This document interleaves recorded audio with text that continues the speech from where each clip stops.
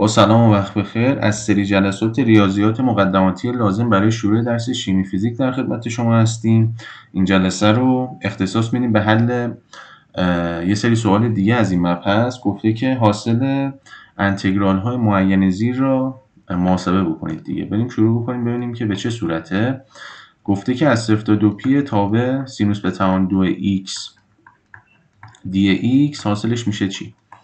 اینو گفتم که باید عبارات مثلثاتی رو از درجات 1 بنویسید، از مرتبه 1 باید باشه. سر همین میتونیم با استفاده از ارتباطات مثلثاتی توانش رو بشکنیم دیگه. میشه از 0 تا 2 پی 1 منهای کوسینوس 2x تقسیم بر 2 دی x. خب یکم ساده سازی میکنیم، میشه 1/2 از 0 تا 2 پی 1 منهای کوسینوس 2x دی x که حاصل این انتگرال هم برابر میشه با 1/2 x منهای 1/2 سینوس 2x. کرانش هم میشه از 0 تا 2 پی. سادهش میکنیم، میشه 1/2 2 پی منهای 1/2 سینوس 2 تا 2 پی میشه سینوس 4 پی که میشه 0، سینوس 0 هم که میشه 0. خب پس حاصل این انتگرال برابر خواهد بود با 1/2 2 پی یا همون پی و حاصل این عبارت هم برابر با پی خواهد شد. بریم بخش بعدی. بخش بعدیش گفته چی؟ انتگرال از 2 تا 10 x ln x dx. اینو بارها حل کردیم به صورت نامعین، یه بار دیگه هم حلش رو می‌نویسیم. میشه از 2 تا 10 ln x dx که این بخش اول رو ما u میگیریم، اینو میگیریم dv و دی یو ما میشه 1 ایکسوم دی ایکس و وی ما برابر میشه با 1/2 ایکس به توان 2 و حاصل این انتگرال هم برابر خواهد بود با یو وی، یعنی ضرب یو وی که میشه 1/2 ایکس به توان 2 ln ایکس منهای انتگرال وی دیو از 2 تا 10 وی دیو.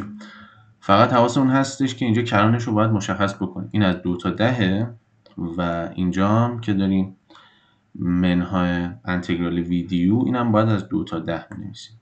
میشه 1/2 x2 دی یو هم که میشد 1 ایکسوم دی x. حاصل این برابر خواهد بود با 1/2 x2 ln x کرانش از 2 تا 10. این هم که میشه منهای 1/2 x که برابر خواهد بود با منهای 1/4 x به توان 2. کرانش هم میشه از 2 تا 10. اینو یکم سادهش میکنیم، برابر خواهد بود با میشه چقدر؟ میشه 1/2 اینطوری بگیم که 100 ln 10 منهای 4 ln 2 منهای 1/4 100 منهای 4. دوباره ساده سازی رو انجام میدیم، میشه 1/2 100 ln 10 منهای 4 ln 2 این تا اینجاش منهای 1/4 100 منهای 4 که برابر میشه با 96. خب حالا حاصل این میشه چقدر؟ میشه 50 ln 10 منهای 2 ln 2 منهای 24. یه همچین چیز و پاسخ نهاییش هم میشه همین مقداری که در نهایت بهش رسید. پس پاسخ نهاییش همچین فرمتی داره.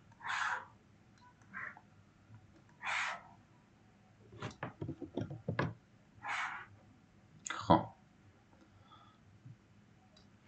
بریم بخش بعدی. بخش آخر گفته که از 0 تا پی دوم سینوس x کوسینوس به توان 2 x dx. خب بخش آخر میشه انتگرال از 0 تا پی دوم سینوس x کوسینوس به توان 2 x سینوس x کوسینوس به توان 2 x dx. خب اینو باید چطوری حل بکنیم؟ خیلی ساده است. شما بیا کوسینوس x رو بگیر u، یه تغییر متغیر ساده، مشتقم ازش بگیر. مشتق بگیریم میشه منفی سینوس x دی x برابر میشه با دی یو. خب و این رو بر حسب یو شما بیا در نظر بگیر. چطوری؟ اینم باید لحاظ بکنید که کرانش هم قرار هست که تغییر بکنه، چون که ما داریم تغییر متغیر میزنیم و منطقا این تغییر متغیر روی کران ها هم باید اعمال بشه. کوسینوس صفر که میشه کران پایین وقتی که المان انتگرال گیریمون میشه دی یو، کران پایینش میشه کوسینوس صفر. کوسینوس صفر هم که میشه 1. کوسینوس پی دوم هم میشه 0. خب پس این از کران انتگرال جدیدم. داخلش چی؟ جایگذاری میکنیم دیگه. سینوس x دی x میشه منفی دی یو، پس اینجا یه منفی میذاریم، اینم میذاریم دی یو.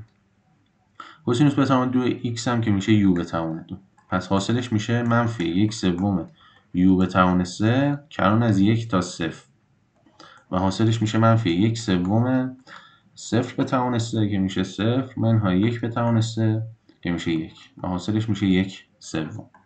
پس پاسخ نهایی این سوال هم میشه 1/3.